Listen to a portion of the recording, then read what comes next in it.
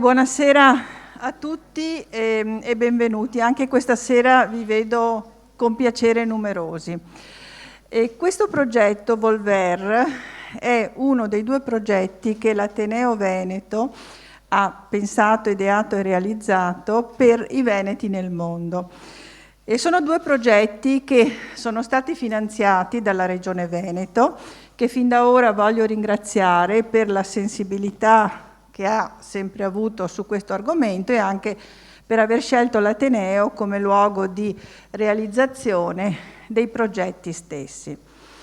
Il progetto nasce sostanzialmente dalla biografia di due illustri veneti che sono emigrati in Argentina nei primi del Novecento, il poeta Mario Battistella e il violinista Manlio Francia. Sono due veneti illustri che hanno rivivificato il tango in un momento in cui, come dire, aveva una sorta di débâcle. Le loro biografie e le loro storie sono servite di traccia per questo progetto. Come sapete, il tango non è solo un ballo, il tango è uno stato dell'anima triste, dell'anima passionale, dell'anima nostalgica, dell'anima speranzosa. È comunque una lente di ingrandimento formidabile per capire il fenomeno migratorio.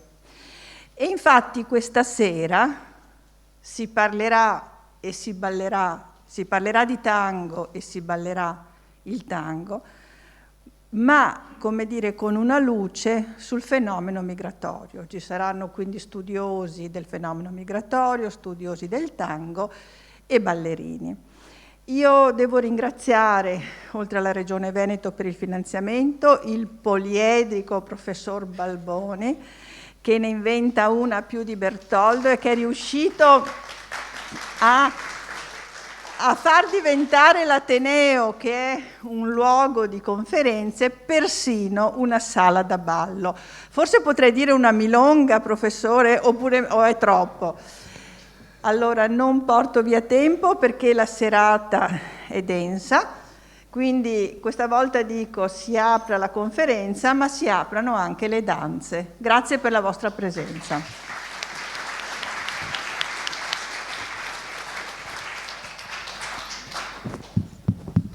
Bene, allora, grazie alla Presidente per questa presentazione.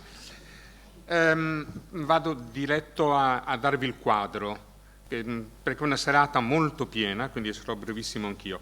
Abbiamo due storici, Javier Grossutti. Javier vi dice già la matrice spagnola da un lato, Grossutti la matrice friulana, direi, dall'altro, che è uno studioso dell'emigrazione in Argentina.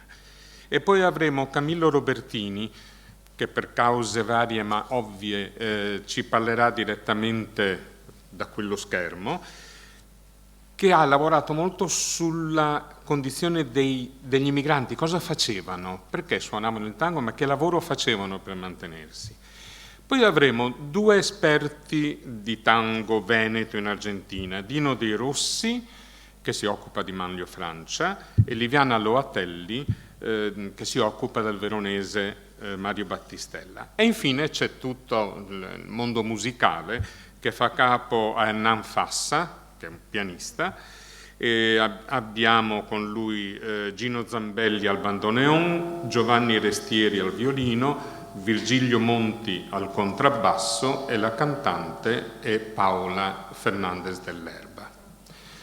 Avremo poi due ballerini, Alejandro Aquino e Angelica Grisoni.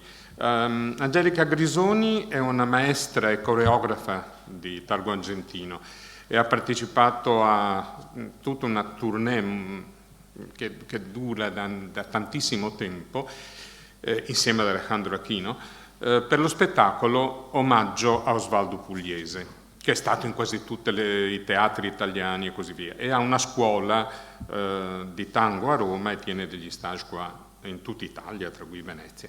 Alejandro Aquino è un coreografo e direttore, e ballerino ovviamente, e direttore dell'Accademia del Tango Argentino qui a Venezia. Fu scelto nell'89 dal maestro pugliese, da Osvaldo Pugliesi, che è un pilastro della storia del tango, per la tournée mondiale appunto dedicata a Pugliese e Astor Piazzolla, altro nome evidente. Basta, vorrei ringraziare, sperando che sia ancora qui, la persona che sta eccola là, Marina Niero, perché davvero in questa follia è riuscita a tenere in mano tutte le cose. Che cosa c'entro io? Sono un bel riassunto di queste cose.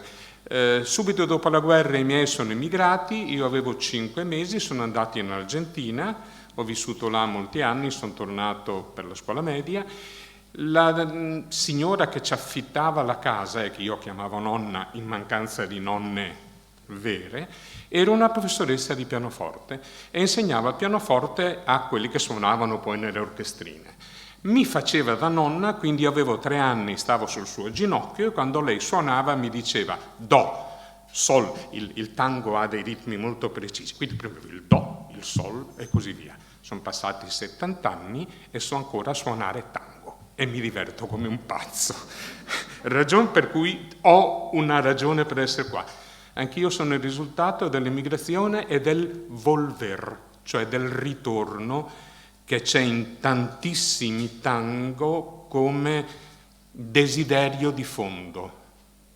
Allora, per sapere alcune cose sull'emigrazione, io chiamerei qui Javier Grossutti, che ci parla appunto dell'emigrazione in Argentina. Javier Grossutti è nato a Buenos Aires, è nipote di italiani emigrati in Argentina tra gli anni 20 e 30 e da oltre 20 anni si occupa dell'emigrazione italiana, in particolare credo anche furlana, sì, se non sbaglio, ma soprattutto di emigrazione di ritorno, di imprenditorialità etniche, di tutte queste cose che adesso stiamo in parte vedendo con gli emigranti che diventano imprenditori e così via. Non hanno ancora portato del tutto la loro musica, ma quando i veneti sono andati là e gli italiani e i genovesi sono andati là, se la sono inventata una musica, cioè il tango.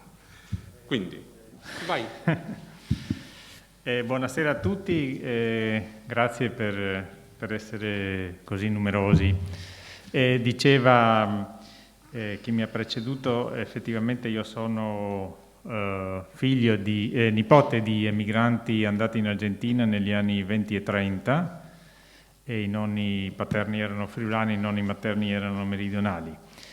E in questi anni, tra le 2 guerre mondiali, l'Argentina ha rappresentato una destinazione migratoria molto importante per gli italiani, non solo per i veneti, ma direi per buona parte degli italiani, che avevano raggiunto l'Argentina già a partire dalla seconda metà dell'Ottocento. I veneti però, quelli partiti negli anni 70, 80 e 90 dell'Ottocento, non vanno in Argentina come numero più significativo, ma raggiungono invece il Brasile. Un altro dato che è importante indicare: in questo periodo, per gli italiani del settentrione, delle regioni dell'arco alpino, l'emigrazione è soprattutto un'emigrazione europea. Come vedete in questa tabella che adesso vi ho proiettato, dal 1876 fino ai primi anni del Novecento, l'emigrazione veneta è appunto un'emigrazione europea, un'emigrazione che raggiunge i paesi dell'Europa centrale soprattutto. Ma in alcuni anni, vedete nel 1887, 1888 e 1891, c'è un aumento significativo di veneti che raggiungono i paesi dell'America del Sud. La maggior parte di questi non si insedia in Argentina, ma si insedia in Brasile. Provengono da, direi, quasi tutte le province venete e si insediano in Brasile perché in questo periodo il Brasile, il governo brasiliano, ha completato l'abolizione della schiavitù e quindi i proprietari terrieri di alcuni stati del Brasile, San Paolo e Minas Gerais soprattutto, hanno bisogno di manodopera per sostituire la manodopera schiava, la manodopera di colore. E i veneti, ma anche i friulani e anche i trentini in parte, rispondono a questa richiesta di manodopera e raggiungono il Brasile, governo brasiliano, che si occupa di pagare il biglietto di nave di questi emigranti. E quindi, diversamente da quello che era avvenuto negli anni 70, i primi anni 80 dell'Ottocento, adesso possono emigrare tutti, anche i più poveri. Qua potete vedere l'incidenza dell'emigrazione veneta verso il Brasile e verso l'Argentina in particolare. E tranne pochi periodi, vedete per esempio tra 1881 e 1885, l'Argentina concentra la maggior parte dell'emigrazione veneta in America del Sud, ma prima della Prima Guerra Mondiale, tranne poi questo periodo e i primi anni del Novecento, come vi dicevo prima, i veneti vanno in Brasile. E perché non vanno in Argentina in numero maggioritario? Perché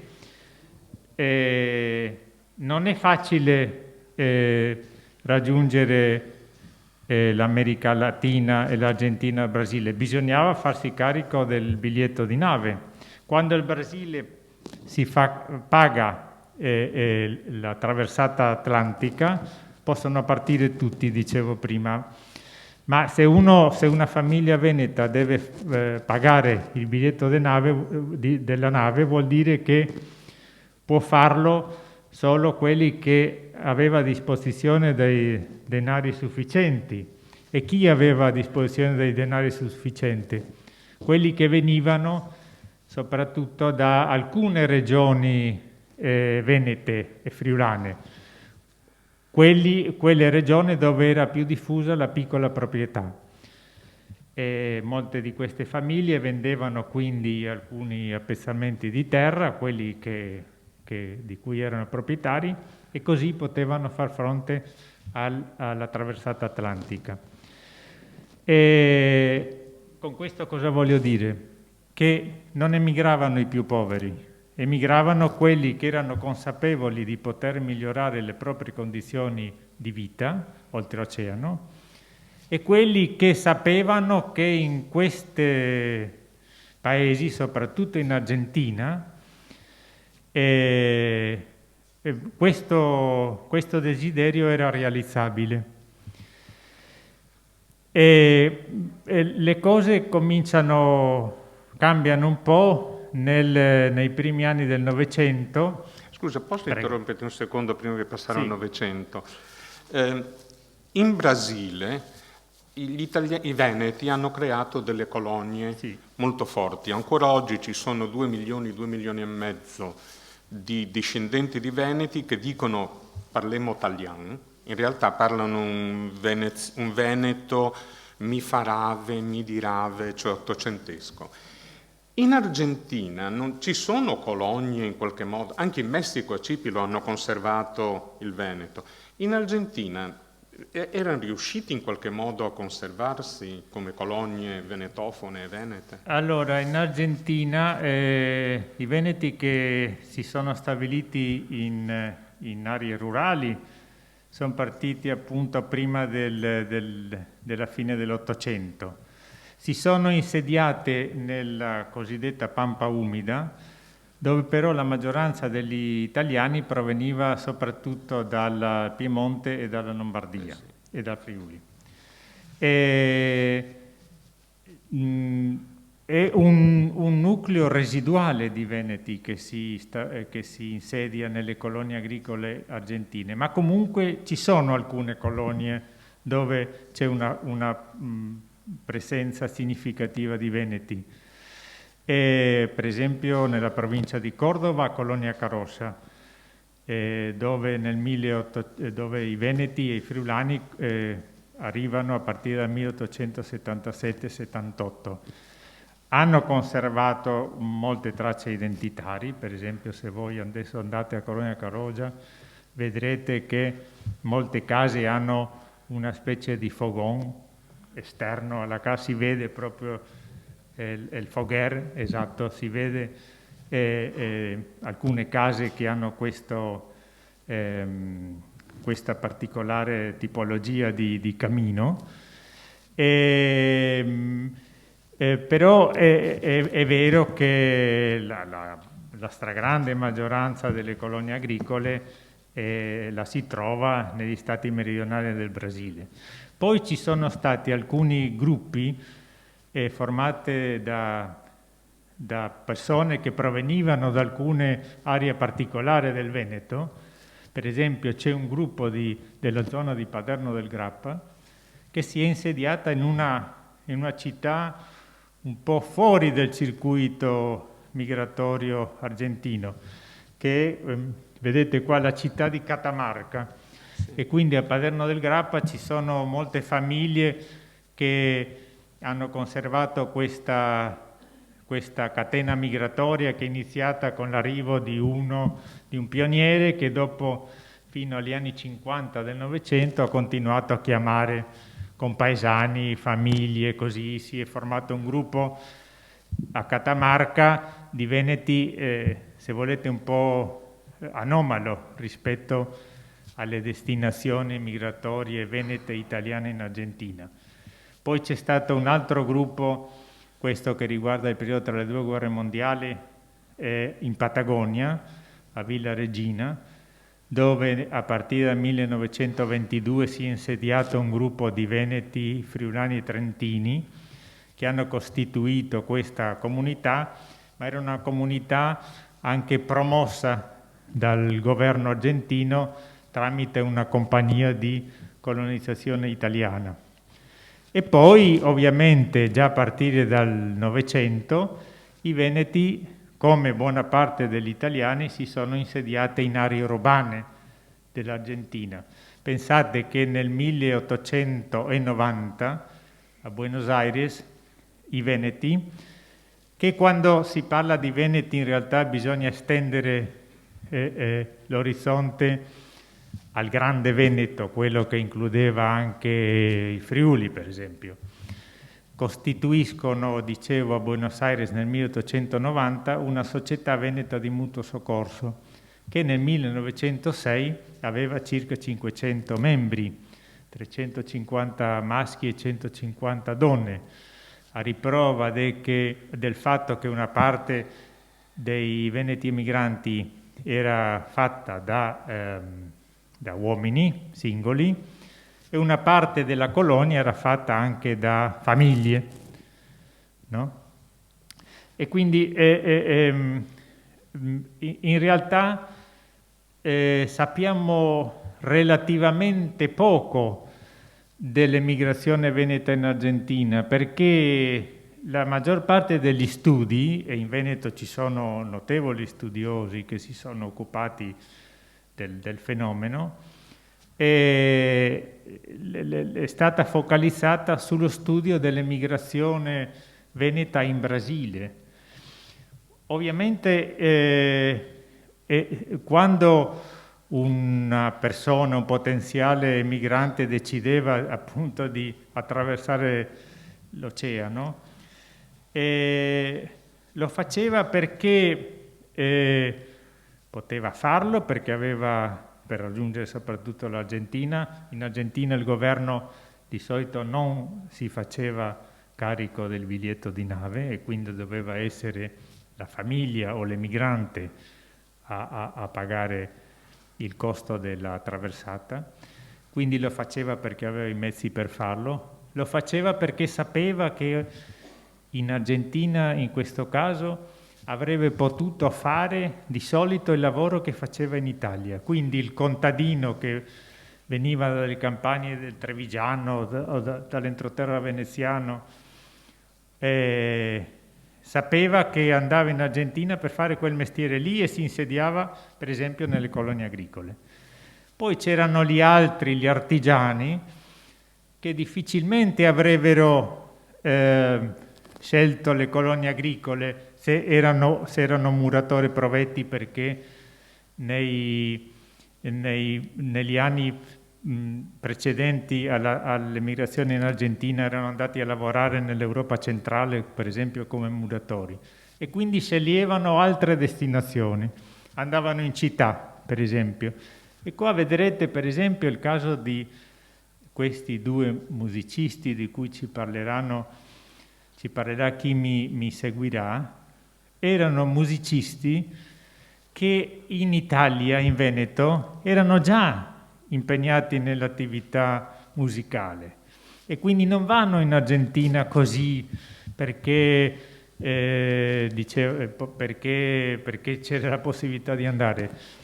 Vanno in Argentina perché si stabiliscono a Buenos Aires e perché sanno che è un contesto che permette di poter realizzare quello che facevano in Italia e che magari allora in Italia non era possibile, oppure vanno in questi nuclei urbani dell'Argentina perché sanno che le condizioni di lavoro e le retribuzioni economiche sono maggiori di quelle che poteva offrire l'Italia. Sì. Se giungi verso una conclusione, che così...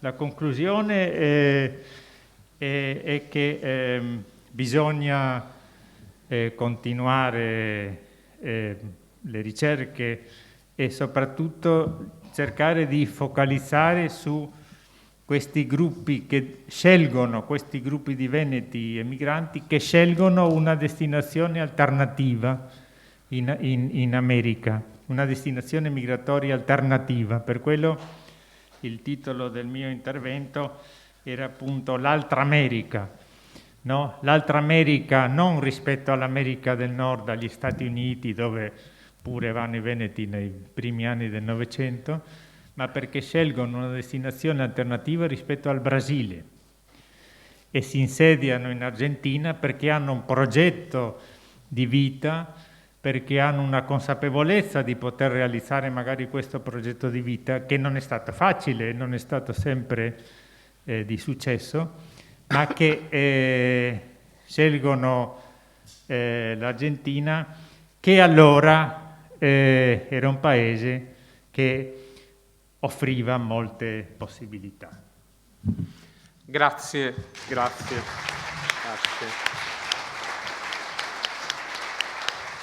Camillo Robertini. Camillo Robertini, che è un laureato in storia sia a Perugia sia a Ca' Foscari, è un dottore di ricerca appunto in storia e si occupa soprattutto di storia del lavoro, di storia orale, storia del lavoro, memoria della dittatura argentina. In particolare l'attenzione è alla Fiat. I due stabilimenti più grossi sono a Cordova e a Belo Horizonte. È stato bursista per studiare queste cose in Argentina, bursista dopo il dottorato tra il 17 e il 20, ma la cosa interessante è che tra il 18 e il 20 è stato chiamato dal Ministero argentino per l'educazione presso l'Università di Buenos Aires. Attualmente è ricercatore in Cile, perché sta facendo una ricerca su Fiat and Military Regimes in Cile, Brasile e in Argentina. Ha fatto moltissime pubblicazioni, ma io vorrei chiedergli una cosa che mi ha agghiacciato un po' prima. I nostri sono andati a sostituire gli schiavi, almeno in Brasile. Erano schiavi o come riuscivano a diventare poi piccoli imprenditori, artigiani? Vai. Buonasera a tutti e a tutte, spero che mi sentiate. Sì, perfetto. Perfetto, vi ringrazio per l'invito e mi dispiace di non poter essere lì a Venezia con voi.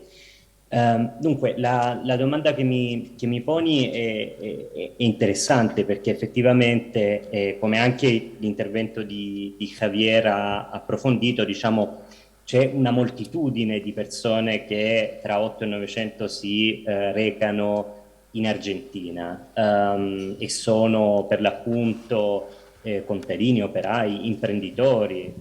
Vi sono catene migratorie molto complicate e che rispondono anche a quelle che erano le esigenze di un paese. Noi, no, prima di parlare di emigrazione in Sud America in quel periodo bisognerebbe che insomma ci figurassimo un poco cos'era l'Argentina, cos'era il Brasile a inizio Novecento e cosa sono stati fino alla metà degli anni 50, no? Cioè dei grandi paesi in espansione che attraevano con le loro grandi metropoli e con le loro colonie agricole attraevano e attiravano, diciamo, migliaia e milioni di migranti dal vecchio continente, per cui proprio su quel meccanismo, diciamo, su quelle catene migratorie poi si è costruito una serie di, diciamo, profili diversi, diremmo oggi, per cui da il contadino che va nella colonia agricola o al piccolo imprenditore che invece si stabilisce nell'area industriale di Buenos Aires e che cerca di partecipare anche alla grande epopea, per così dire, della industria italiana in Argentina. Negli anni 30, negli anni 50, come anche è stato ricordato, le grandi multinazionali italiane come la Fiat, la Olivetti, l'Ansaldo, la Techint stessa si stabilirono sul Rio della Plata, e questo ovviamente portò con sé non solamente le maestranze, diciamo, di quelle stesse imprese, ma mise in movimento tutto un mondo italofono, italiano, che viveva tra le due sponde dell'Atlantico, che partecipò come nella maniera in cui fu possibile a quello sforzo industriale, no? Io avevo pensato che per entrare un poco nel clima d'epoca, come si dice, della epopea dell'emigrazione veneta anche in Argentina, che come ricordavano precedentemente è un caso di studio meno studiato rispetto a quello del Brasile, direi che potremmo dire due cose su questo clima d'epoca, cioè come facciamo noi ad entrare nella testa di quelle persone e di quel mondo che vedeva la migrazione da un lato come una speranza per chi partiva indubbiamente, ma anche come una grande opportunità, quella di fare l'America, no? Quella che è un po', come dire, nel senso comune di quando noi ci riferiamo e pensiamo alla migrazione.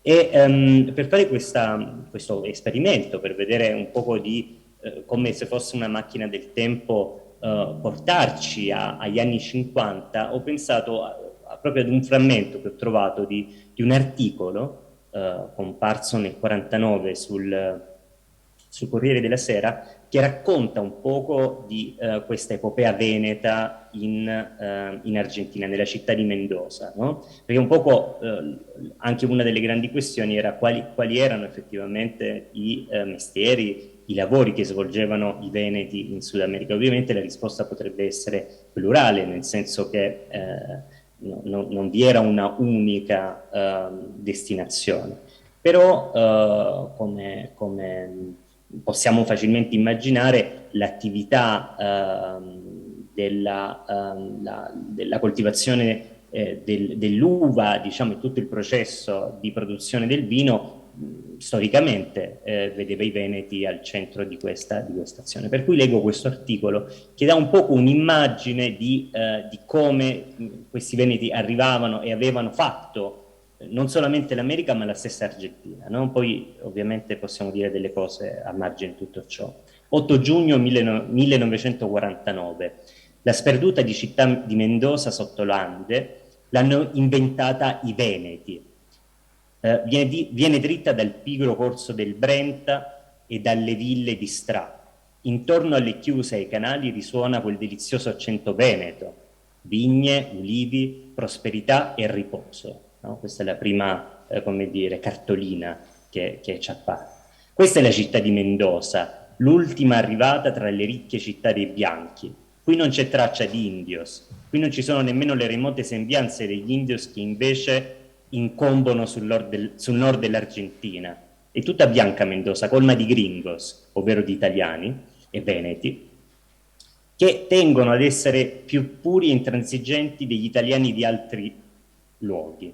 L'uva e l'olio, ricchezze millenarie che non vengono dall'Inca, ma da quel remotissimo Mediterraneo, parte di tanto mondo e anche di questa nuova Argentina.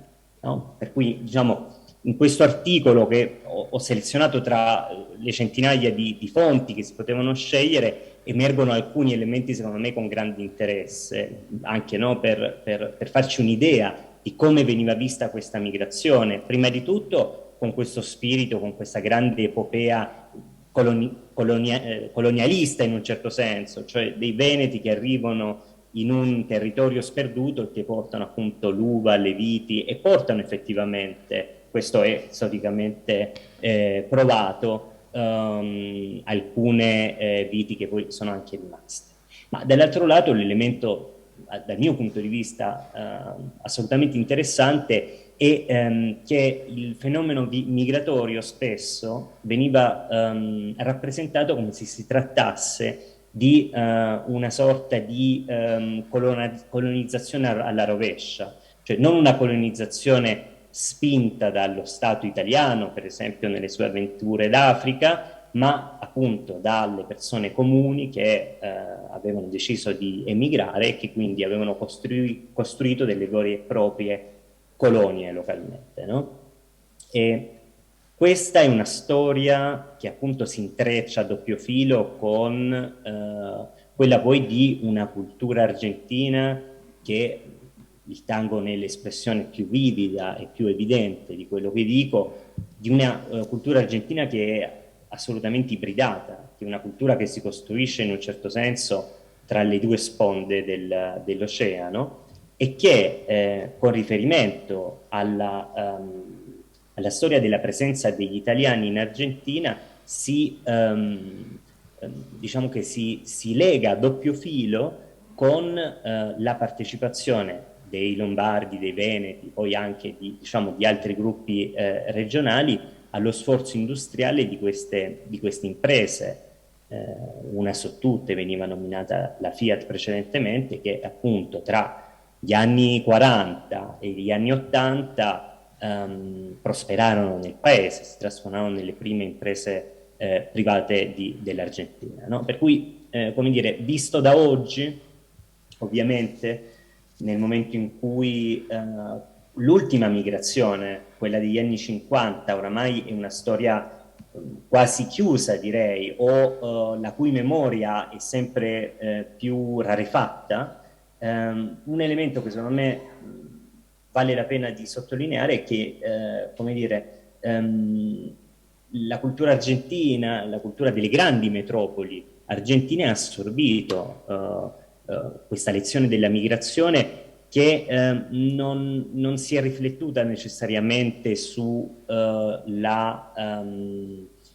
come dire, sull'aver conservato la lingua italiana o le lingue regionali, ma su una maniera di essere e di pensare e di vivere la propria vita che è assolutamente in comune con la nostra, per cui diciamo chiusa questa parentesi, perché oggi appunto i paesi come l'Argentina e il Brasile vivono un processo migratorio però dei paesi vicini, non più dall'Europa, come dire, l'eredità di questa grande epopea migratoria che diciamo, è andata a cavallo tra 2 secoli e questo elemento che vi portavo qui.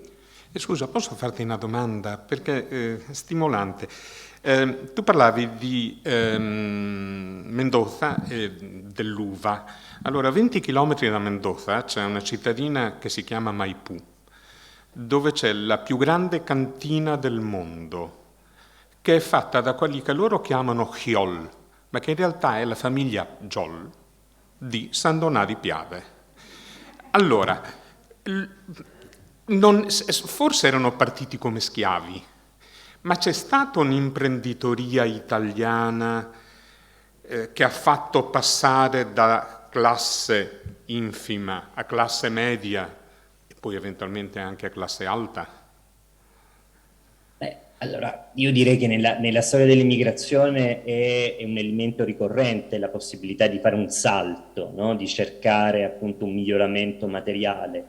E nei settori come appunto il vitivinicolo e anche nella produzione dell'olio questo è successo con forza, perché appunto Mendoza, prima che vi fosse l'introduzione della vite e dell'olivo, non c'erano concorrenti, per cui come dire, si sono costruiti dei veri e propri imperi commerciali e economici. Ovviamente è innegabile la questione, ecco, anche di classe, nel senso che nella maggior parte dei casi, e dipendendo anche dal periodo, perché io direi che l'ultima migrazione, quella degli anni 50, è quella che forse ha visto meno mobilità sociale, però nelle migrazioni di inizio secolo era possibile che vi fossero dei grandi salti, dei grandi miglioramenti delle proprie condizioni materiali, no?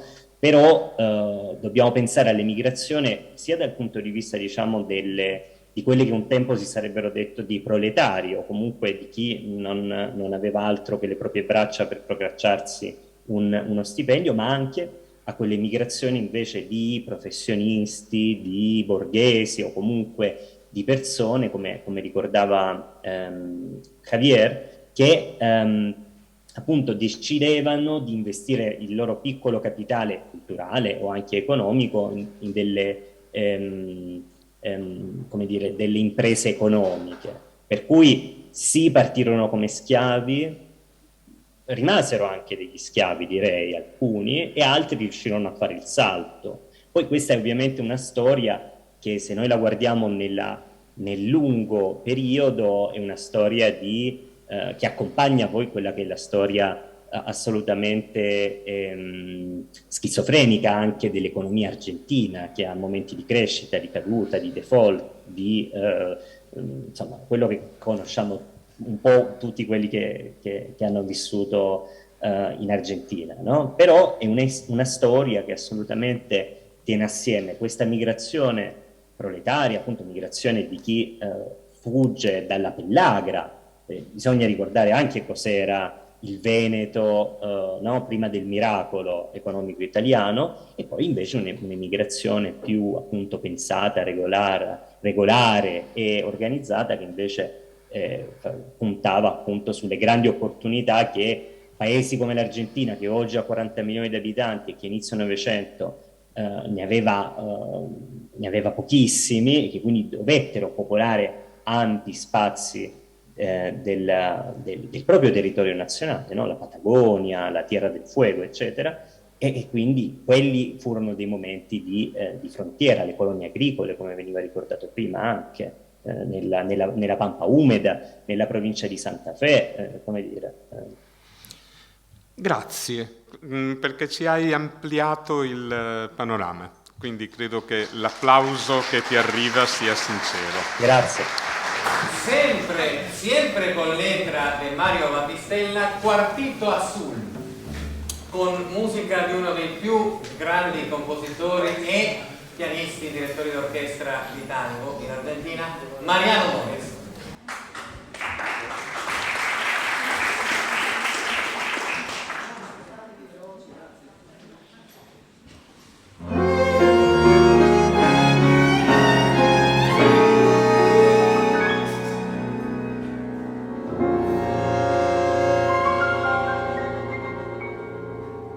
Cuartito azul, dulce morada de mi vida, fiel testigo de mi tierna Llegó la hora de la triste despedida, ya lo ves, todo en el mundo es inquietud. Ya no soy más aquel muchacho oscuro, todo un señor desde esta tarde soy. Sin embargo, cuartito, te lo juro, nunca estuve tan triste como vos.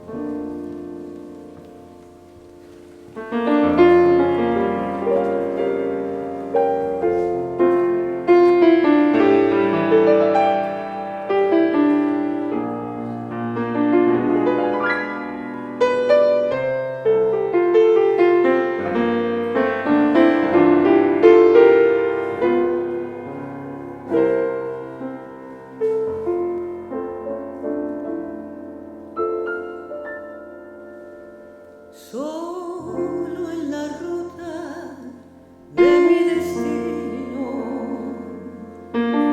sin el amparo de tu mirada, soy como un ave que en el camino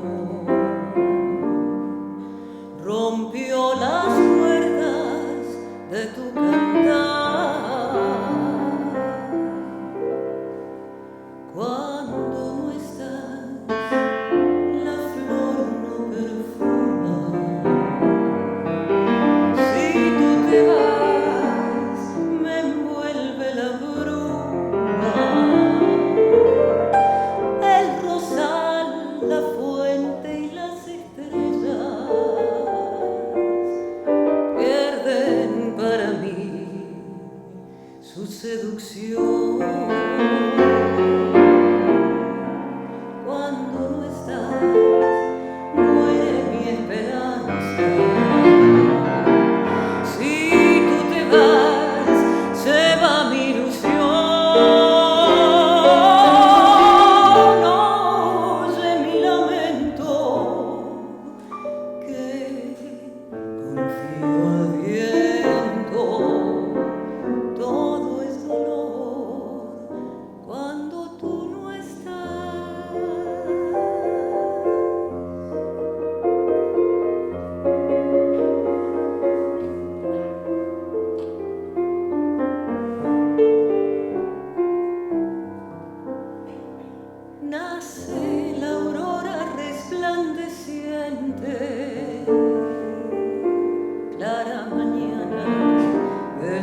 rosal. Ríe la estrella, canta la fuente,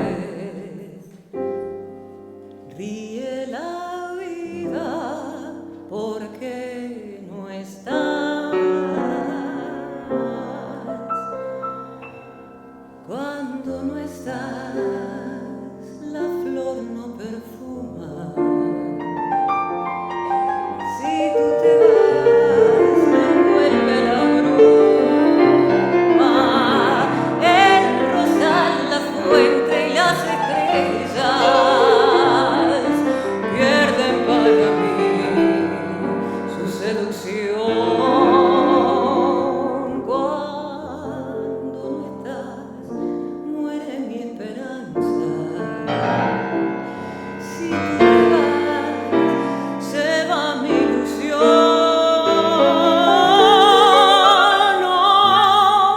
Oye mi lamento, que confío al viento.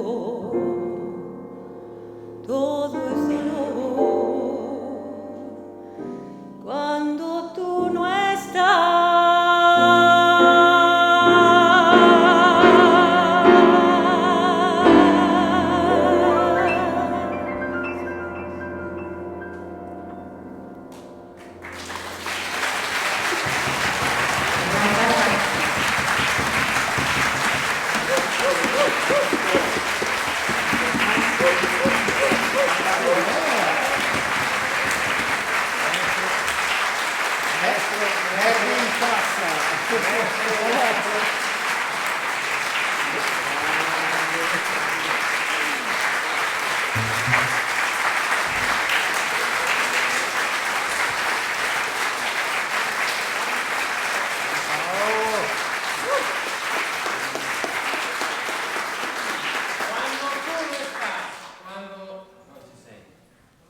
Adesso, parlando di volver ritornare, faremo un brano che Paola ha scritto con un importante musicista argentino, José Teixidó, leader del gruppo Amores Tangos, che si chiama Pa' qué volver? Perché volver?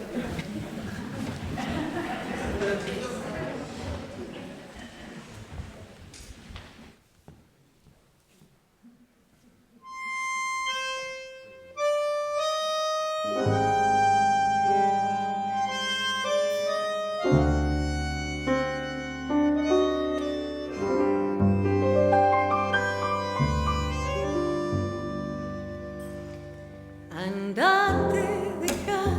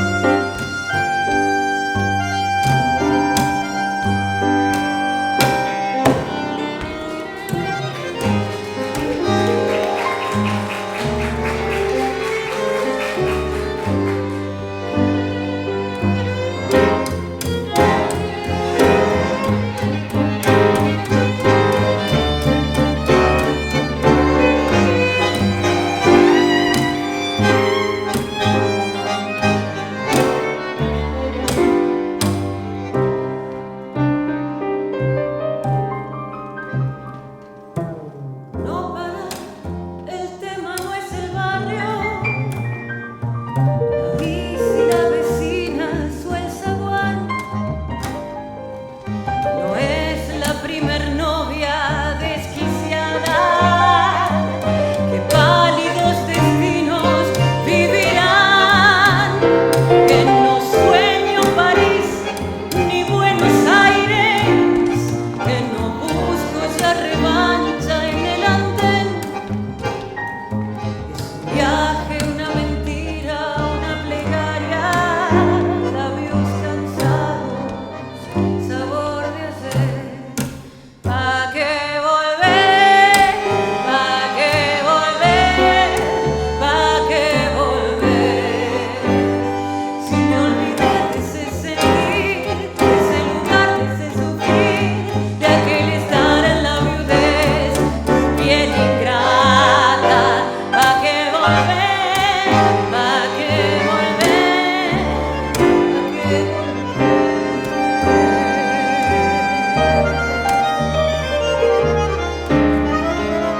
¿Pa' qué volver? ¿Pa' qué volver?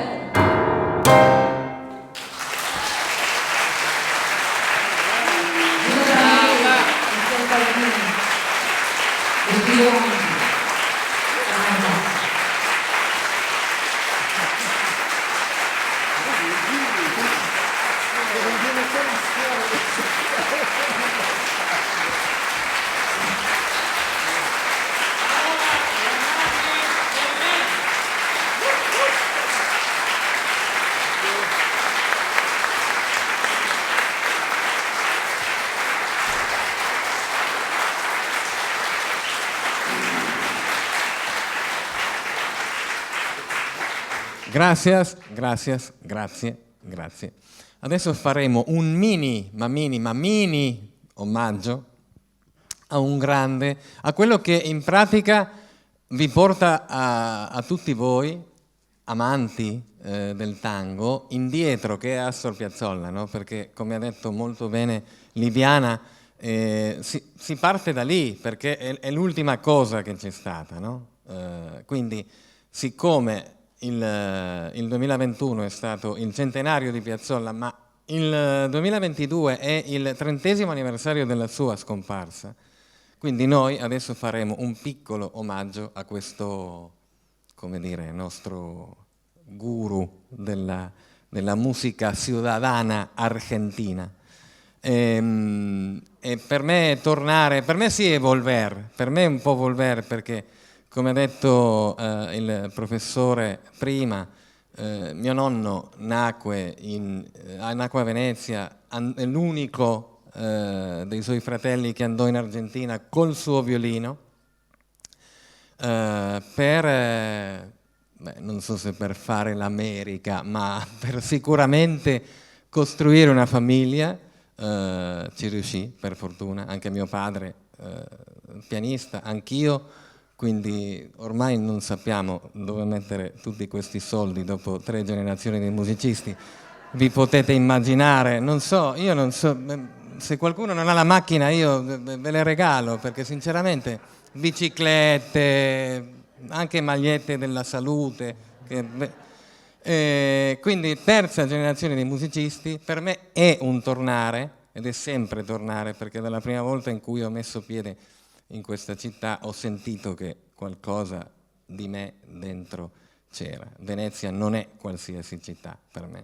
Quindi vi ringrazio molto della vostra presenza, ringrazio anche mia cugina Maria Iva che è qui, non ci eravamo ancora visti, e il tango e Francia e Venezia e la storia hanno fatto sì che ci conoscessimo, quindi è una serata veramente molto emotiva. Vincenzo Albini, Gino Zambelli, Virgilio Monti, Paola Fernandez dell'Erba,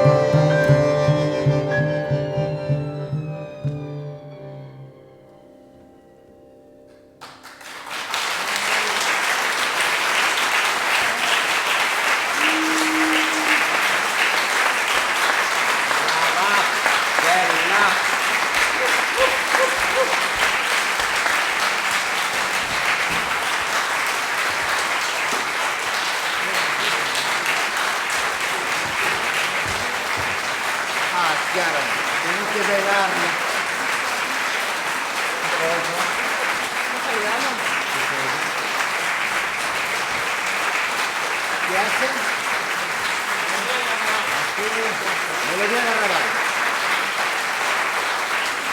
Vamos con Melodía de Arrabal. Grazie ancora, noi vi salutiamo con la compagnia completa in scena con Alejandro Angelica e Angelica Grizzoli e Vincenzo Albini, Gino Zambelli, Paola Fernández del Lerma, Virgilio Monti, Hernán Pasa, todos juntos, Melodía de Arrabal. Alejandro Aquino. Dijiste Angélica. Alejandro e Angelica. Alejandro e Angelica. Alejandro Aquino e Angelica Grizzoli.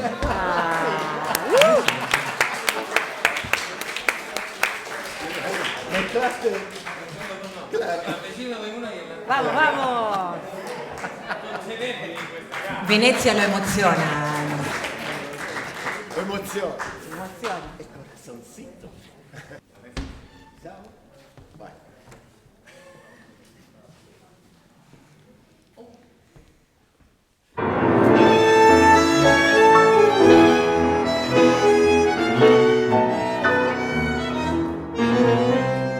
Barrio plateado por la luna, rumores de milonga son toda mi fortuna. Hay un fuelle que rezonga en la costa de mi songa, mientras que una pibeta linda como una flor espera coqueta bajo la quieta luz de un farol.